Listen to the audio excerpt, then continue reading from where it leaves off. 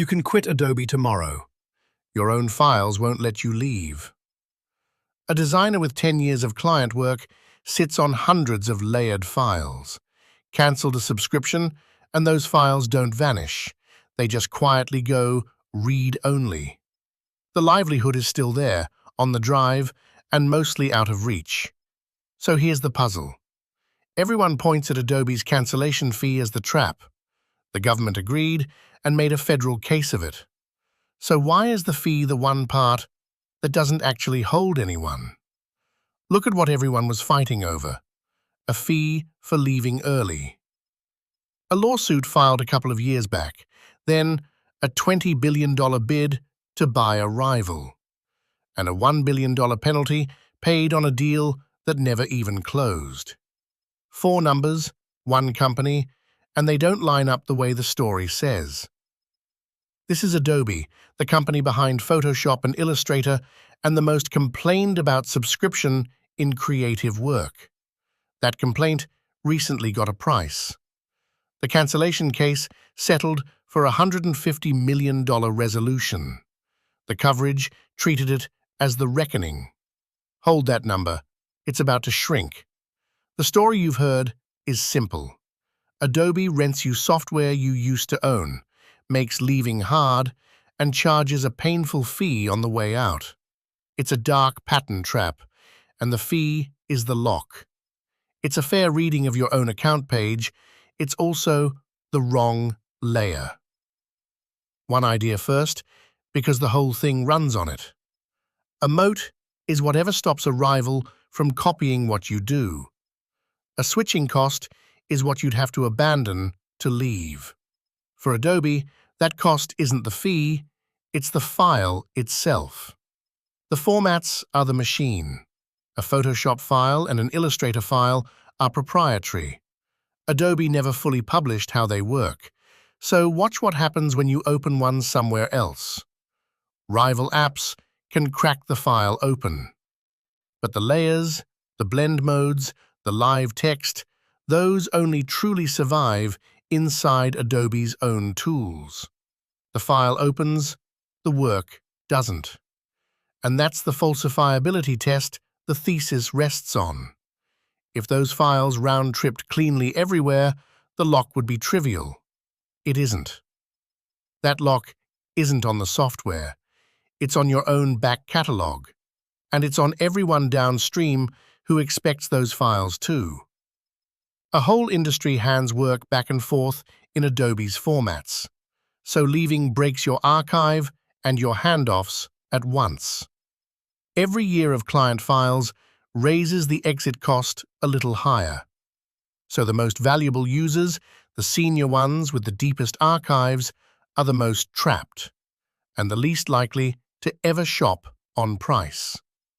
Picture the freelancer paying every month, not for new work, but for read access to the portfolio she already made.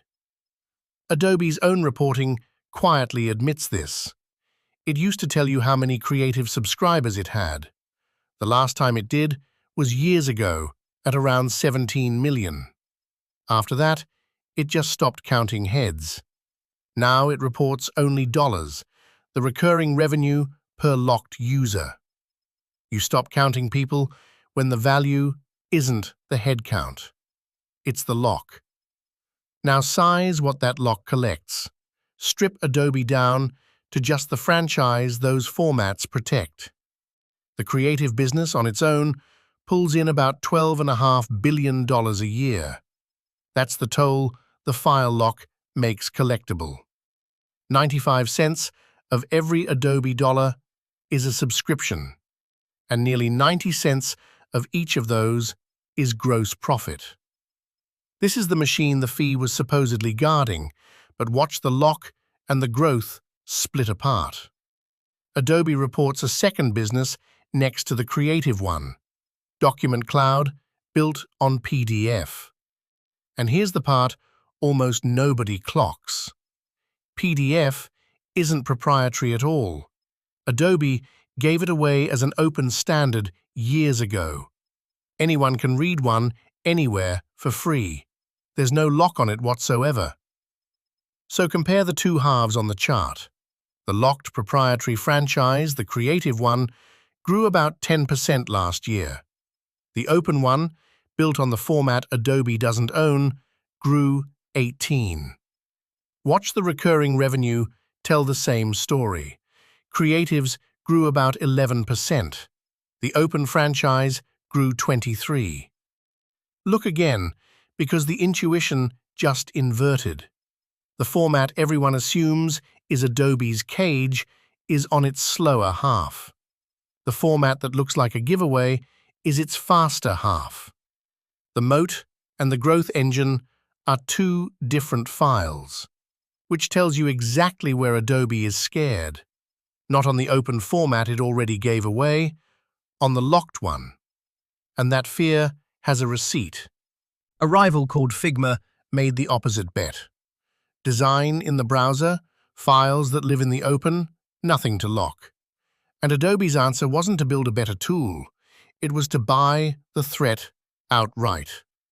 It agreed to pay about $20 billion for Figma. Regulators blocked the deal, so Adobe paid a $1 billion breakup fee. And it had promised that fee up front, written into the agreement on day one.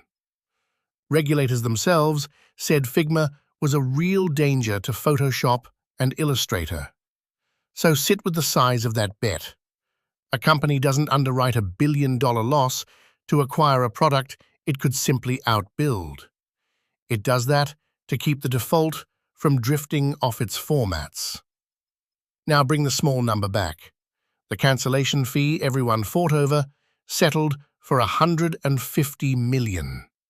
Set it against a single year of the creative toll, that $12.5 billion. It comes to a little over 1%. That's the reveal. The trap the whole story is built on is about 1% of a single year of what the real lock collects. The fee was never the lock. It was the decoy standing in front of it. The suit settled, the headlines moved on, and the thing that actually holds you was never even touched. So here's the framework to keep. When a company gives away the open format and guards the proprietary one, the guarded format is the moat. Follow what they release for free and what they'll pay billions to defend. The thing they defend is the thing that holds you. Now the honest counter, because it matters. This lock protects the past, not the future. It works on people with a decade of files to abandon. It does nothing to someone starting fresh in the cloud. Figma went public, worth around 3 times what Adobe offered for it. The challenger Adobe tried to buy is now worth far more on its own. That's proof the open bet is winning the next generation. New designers never build that proprietary archive, and AI tools spit out flat images instead of layered files. Both chip away at the default. The lock holds today. Whether it holds the people not yet captured is the open question. Which leaves one quiet irony.